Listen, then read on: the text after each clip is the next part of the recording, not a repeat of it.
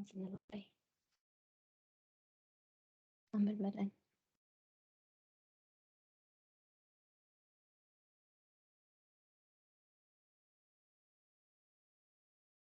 I can.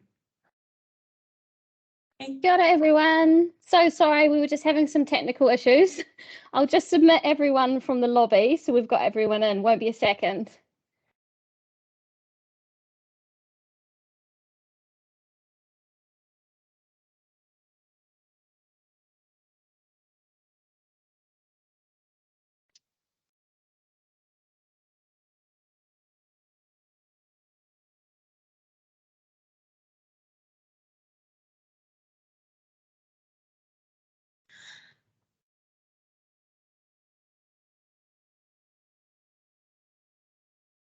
Fantastic. It looks like we have everyone here. So kia ora, everyone. Welcome and thank you for joining us for the HR Forum today.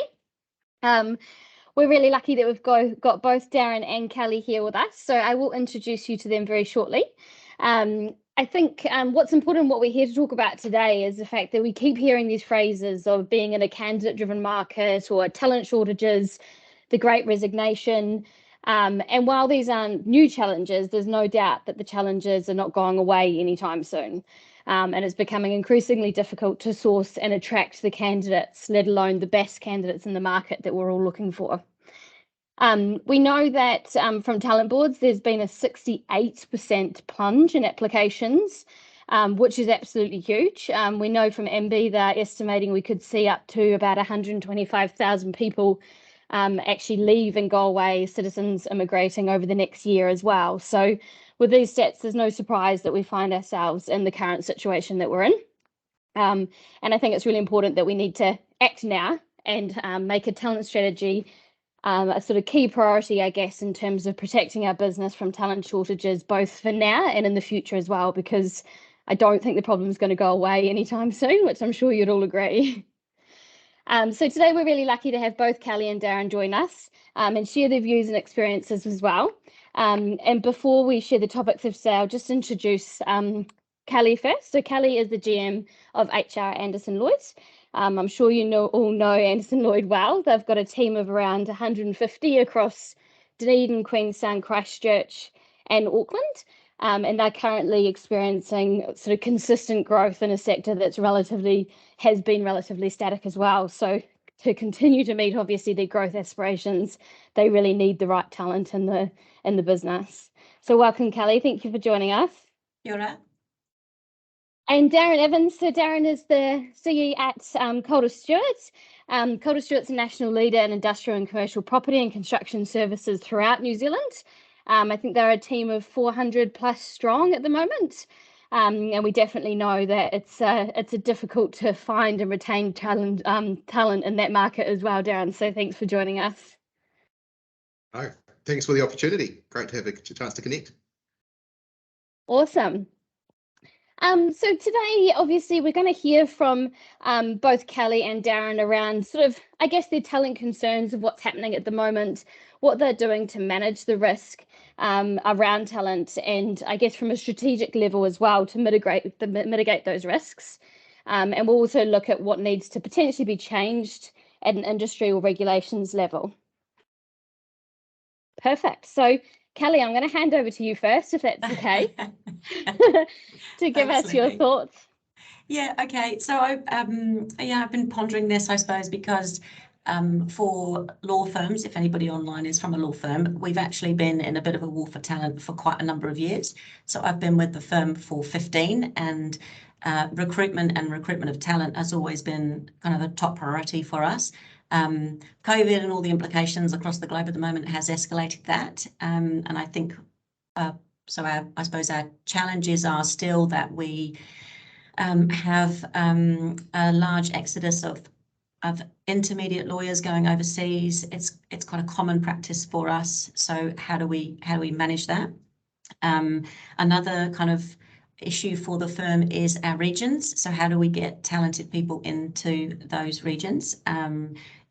Like you mentioned, we're in Queenstown and Dunedin, and those two regions in particular have their challenges with regards to attracting and keeping people in those places. And the firm has gone through a significant growth phase, even through COVID. So we've got some really interesting new and developing projects occurring over the next 12, 24 months. And, you know, for us, it's really important that we've got the resources there to be able to service that work and deliver to those clients. So, you know, I suppose they are ongoing risks, you know, a real kind of lack of intermediate lawyers, regional pressures on us, and, you know, new work streams coming in that we need to plan for the future. I suppose, how are we mitigating those risks? I think that we have to do the basics really, really well, because for me, it's not just about recruiting talent, but it's about retaining the talent we actually already have. So, and to me, those basics are fundamental, you know, having a great culture, great team, good communication, you know, having your market data and making sure that salary is off the table and that you are competitive with those people you're competing with. And having accurate data for that is really important. Good communication, like I say, and really good culture. So, I mean, if you're getting that stuff right, then you're going to keep your talent. Some of the mitigations we put in place is around sort of new entry kind of positions around lawyers, so our grad programs. We have had a graduate program for a number of years. We didn't take the foot off the pedal when it came to COVID, so we continued with that program, and I think a number of our competitors maybe reduced that intake of new people through that time frame. So we took more our grads, and we took more of those as well. So for us, it's about reducing the impact of somebody leaving at an intermediate level, because you've got that talent coming through within your business. So somebody leaves, you're not sort of, you know, so pressured on the market to replace that person. It's more about, okay, looking internally and developing those people and bringing them forward. What else? I was thinking about having, in particular, I've noticed over the last couple of years, having really good, effective recruitment processes in place when you are looking for talent. You have to be really nimble in today's market, because what we've found is good candidates will have a number of offers from a number of firms. And if we're dragging the chain on reference checking or getting confirmation of an offer out, it looks tatty and it doesn't sort of fit with our brand. So, you know, having that kind of efficiency in your practice is really important. We are also getting really creative about looking in different places for lawyers, and that sort of part of that is overseas, and how do we kind of put our brand into the UK, Australian or Asian market, and get lawyers New Zealand lawyers to come home, but also, you know, foreign lawyers to retrain and come to make New Zealand home and have, you know, be attracted to this wonderful place that we live in.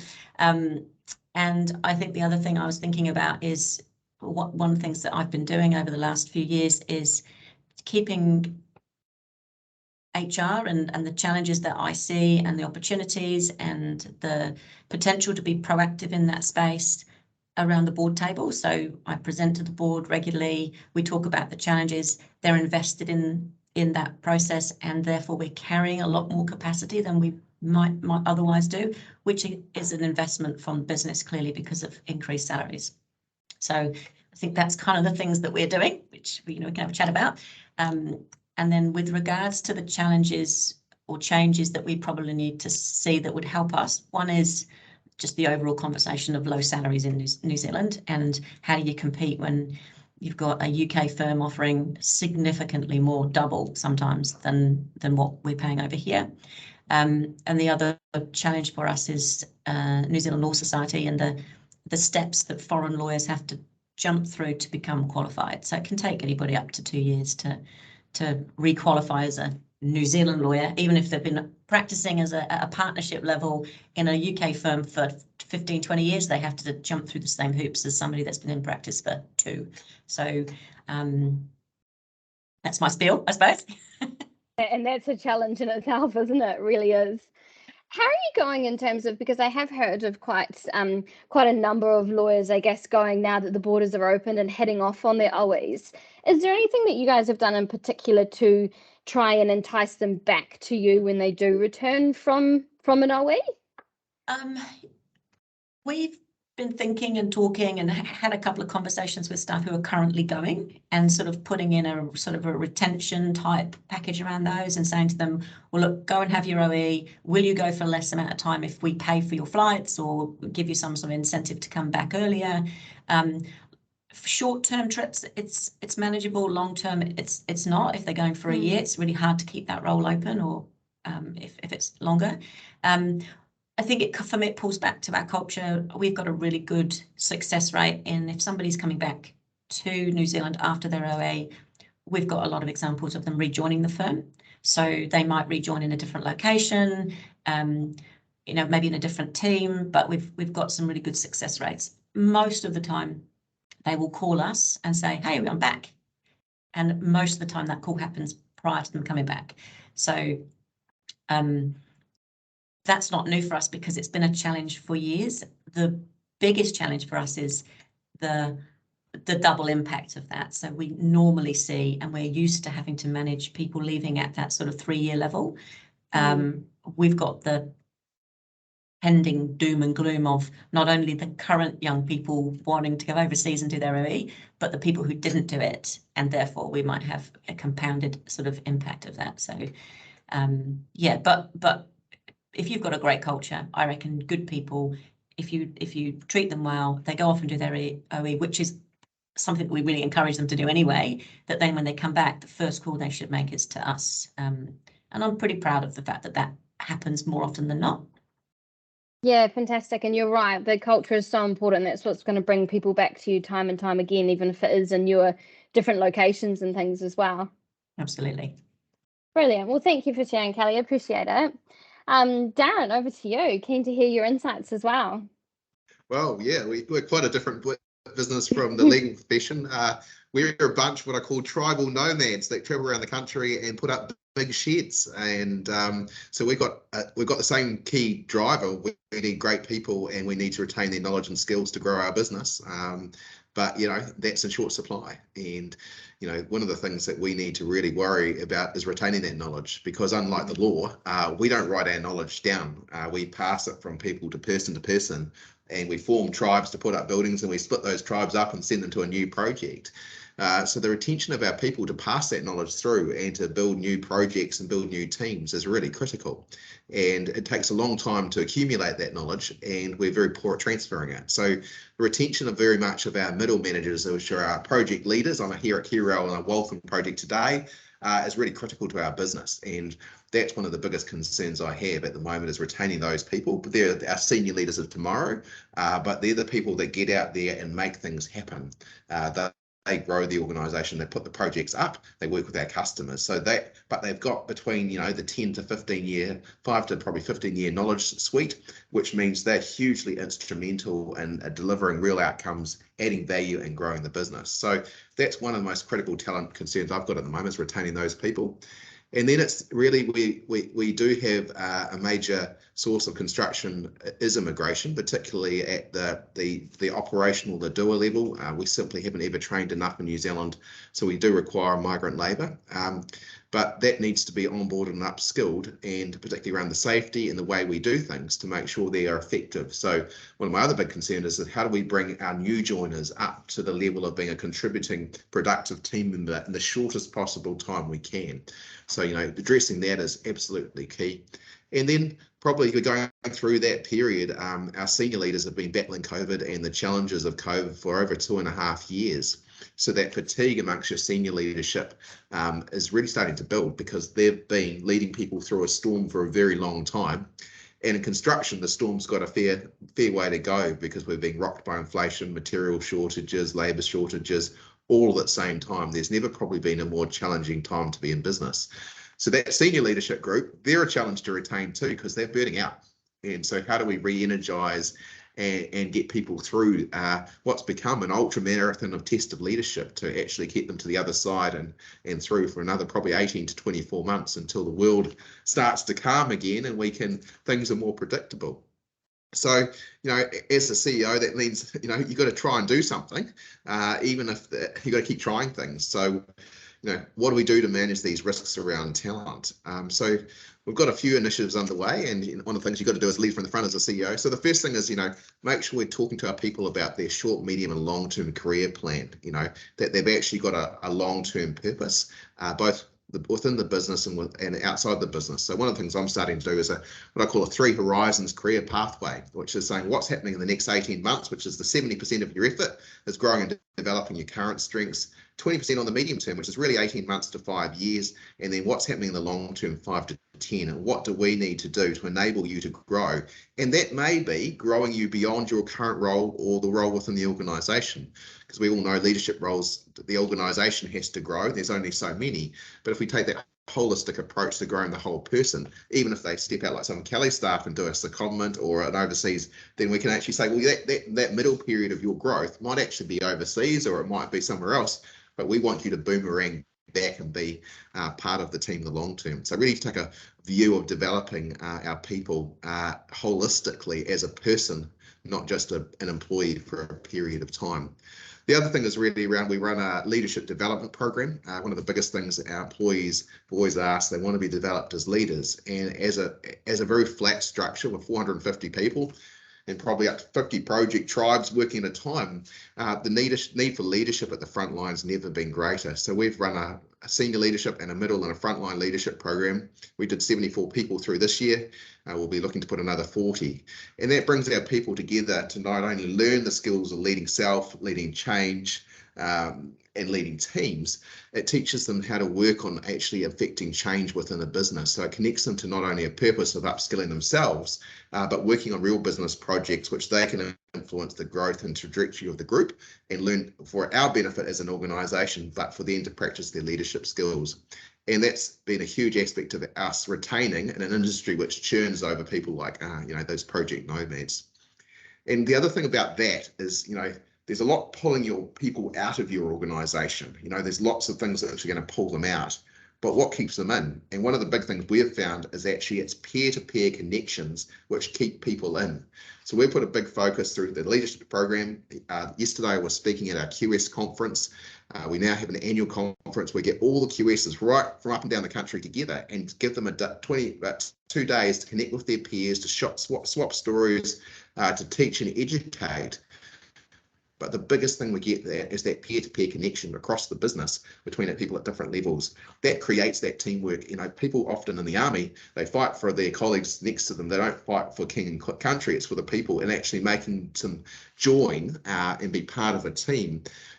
Be loyal to each other keeps people, and people want to stay on the team because of their teammates as much as they do for the organisation. So that peer-to-peer connections, which is something which we haven't had to be able to do very easily for 2.5 years. Again, that's a way to reignite and reconnect your teams and actually help. So grow them as leaders, make sure we've got a plan for them at short, medium term as a whole person, and then give them that peer-to-peer connection, because you're part of a team, and it's easy in the last 2.5 years to get disconnected.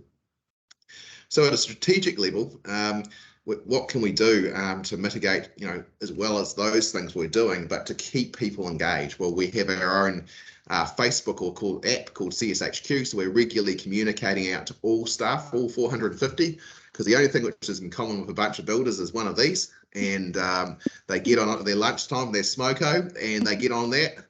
So smoker tables used to be quite really noisy places. They're not any longer. They're quiet because they're all on their technology. So, you got to communicate in the way that people receive information. In this day, it's through text and things like that. We do have a project which we're trying to get some momentum, is how we onboard our people. That is so important. When you join a team, it's hard. It's just hard to, making sure we've got those social connections, but upskilling people so they know how we do things. And, construction's very good at saying what you've done wrong. It's a very critical profession. Oh, you screwed that up. You did that wrong. You're a muppet. Or teach people the right way. Don't assume when they walk into the site hut that's called a Stewart labels that it zaps them in the heart and zaps them in the brain and gives them 65 years of Calder Stewart knowledge. It simply doesn't.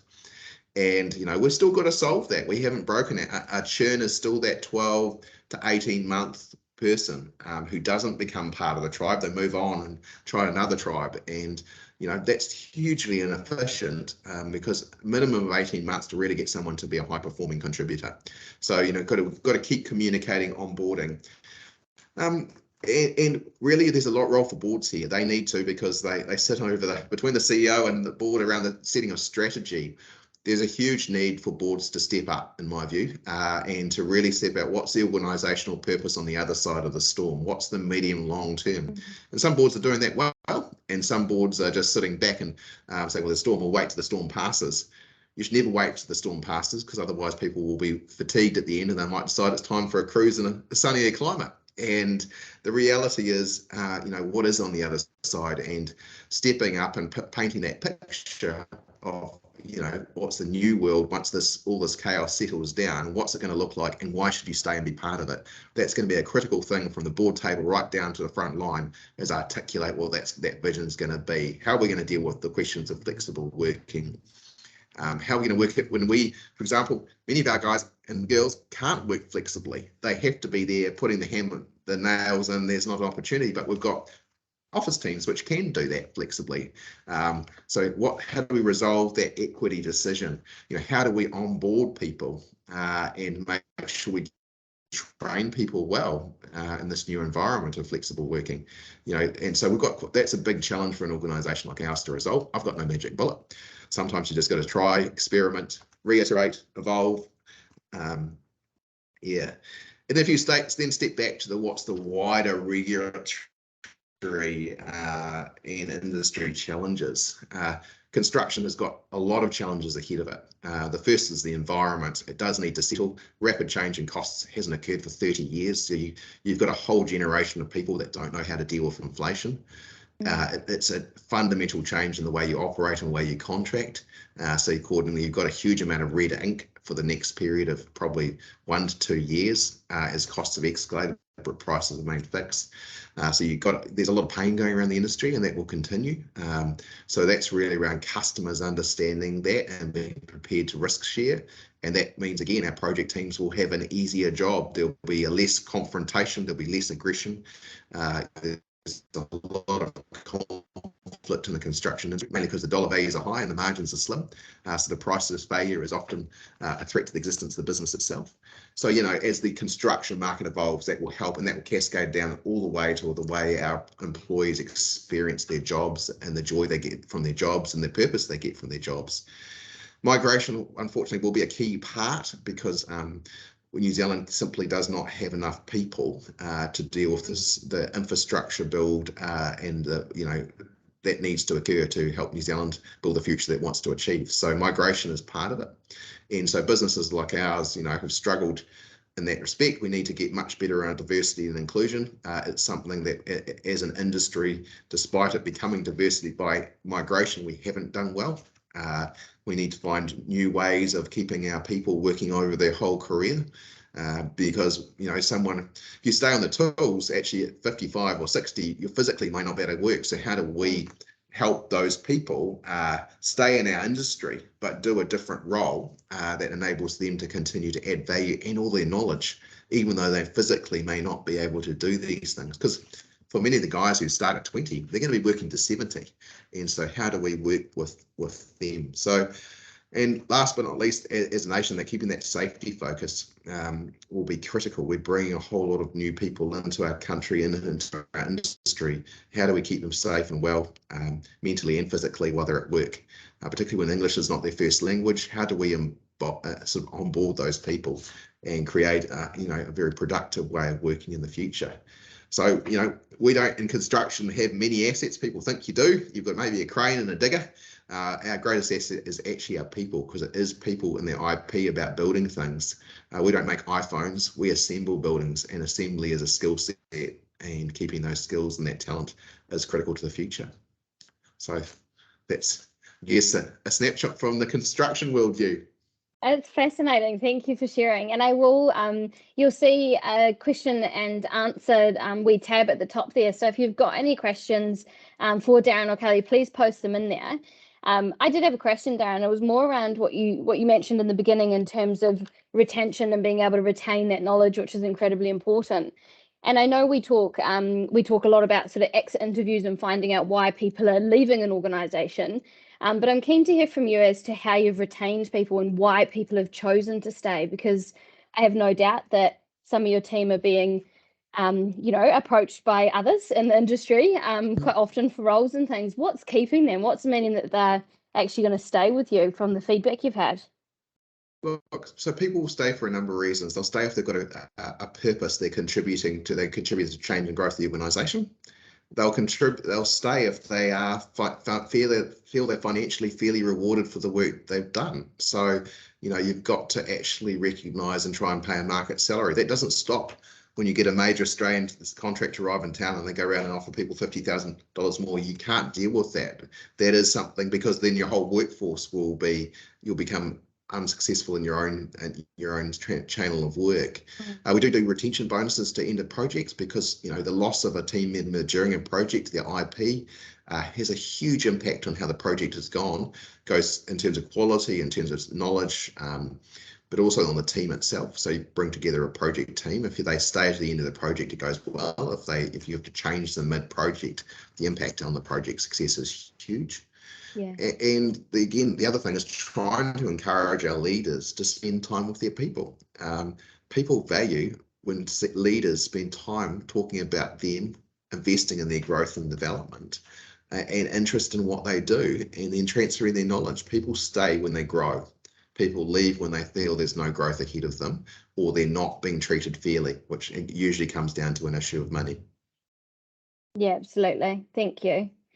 Has anyone else got any questions they'd like to pose? And appreciate everyone's on mute, so I'm not sure how to get you off mute, but if you do have a question, please just pop it in the wee side there. So while we've got Kelly and Darren here, they can answer those questions for you as well and share some of their own experiences and insights as to what they've done.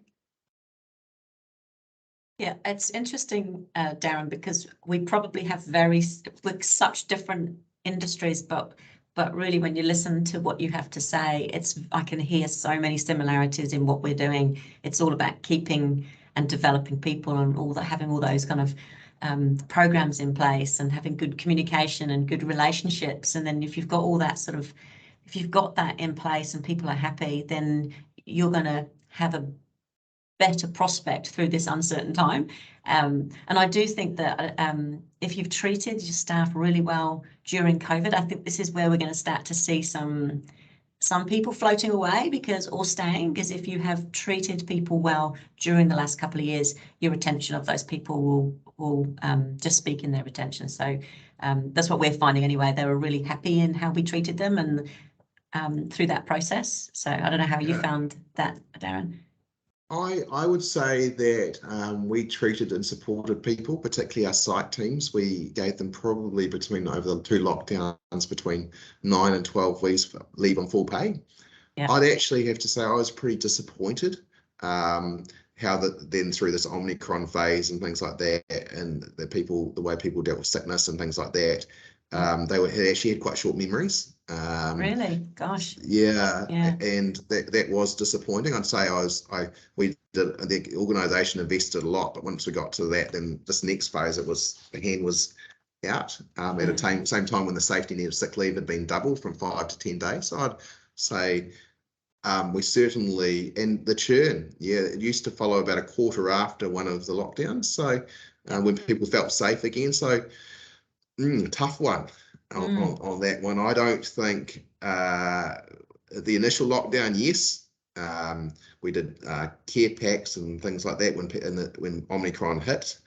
Make sure people had RAT tests and other things like that, and we got a lot of positive feedback from families, because we provide enough for the family as well.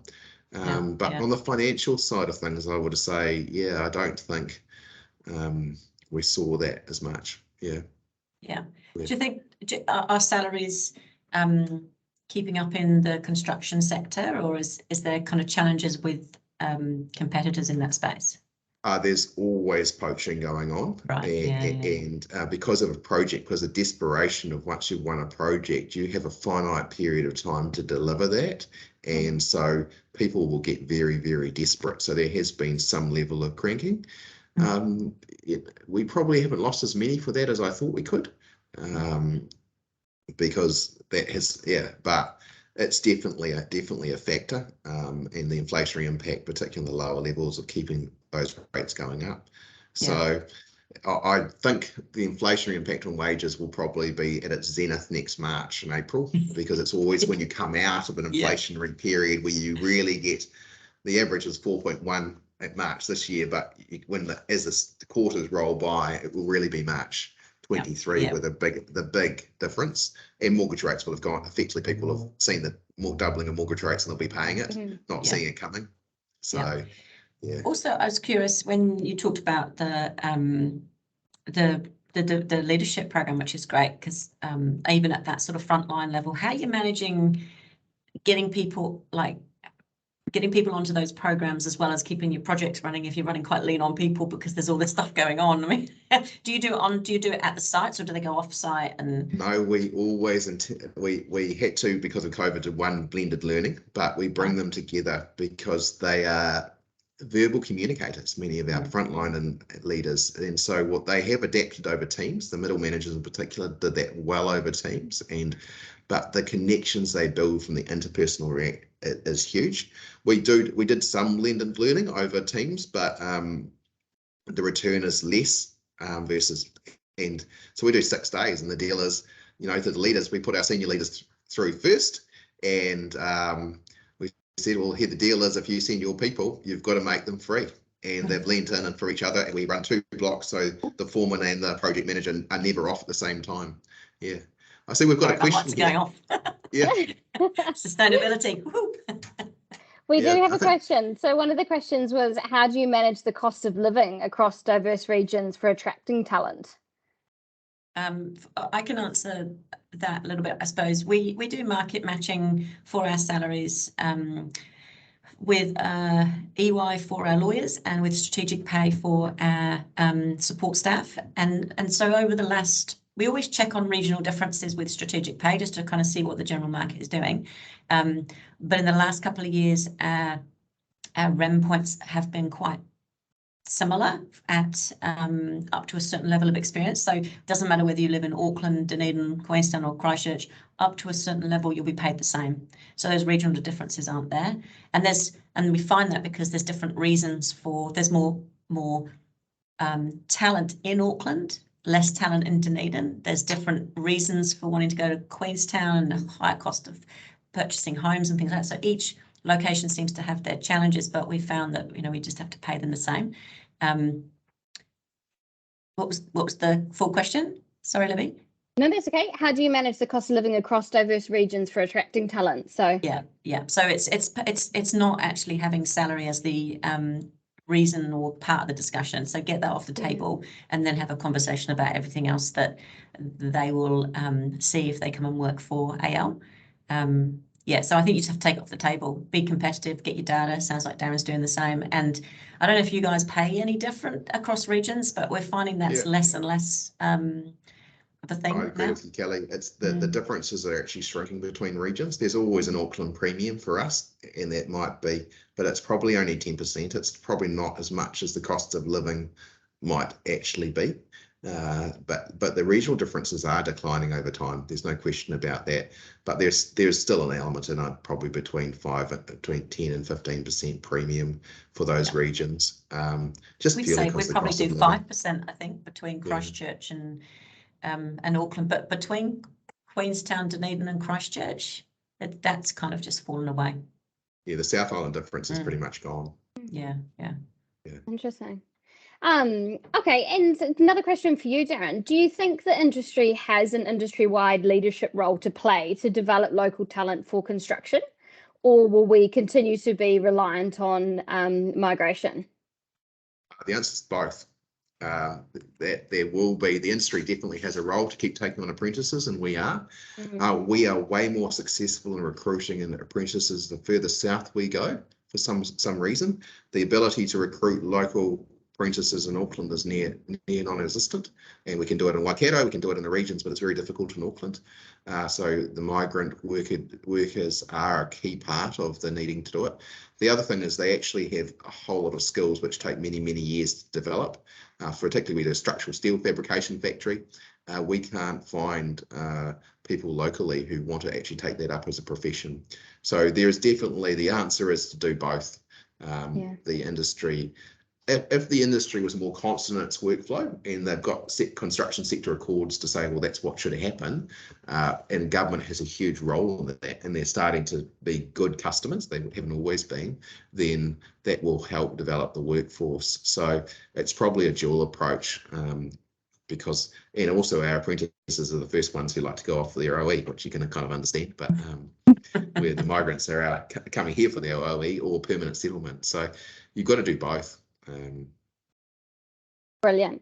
And Kelly's come back around to what you said in the beginning in terms of efficiency as well. I guess for us, that's one thing we really notice is when you are in such a talent short market, we have to be quick. We have to ensure that once we find that talent and they're right for your business, that we get them through as soon as possible, because we always work on the basis that they've definitely got 2 other offers from elsewhere as well, and probably a counter offer internally. So being efficient and keeping up the communication, like you said at the beginning, is really important.